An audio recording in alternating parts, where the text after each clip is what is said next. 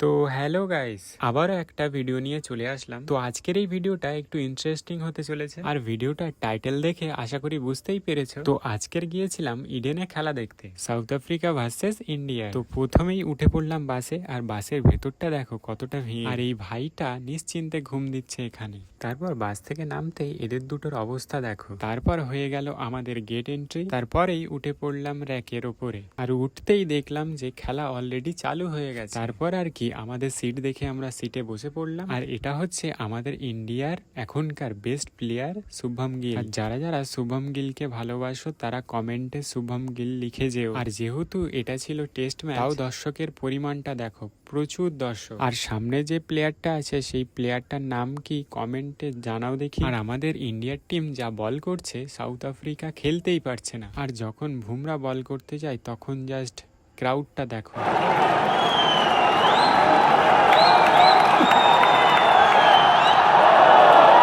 তারপর ব্যাটিং এর পালা হচ্ছে ইন্ডিয়ার, আর ব্যাটিং এ নামে হচ্ছে কেএল রাহুল আর জসওয়াল। আর সাউথ আফ্রিকা সব থেকে বেটে প্লেয়ারটির নাম কি কমেন্টে জানিয়ে যাবে। তারপর আর কি খেলা হয়ে গেল শেষ, যেতে হবে বাড়ি। আর বাড়ি যাওয়ার পথে জাস্ট সূর্যটাকে দেখো, দারুণ দেখাচ্ছে তাই। তো আজ এতটাই, টাটা বাই বাই।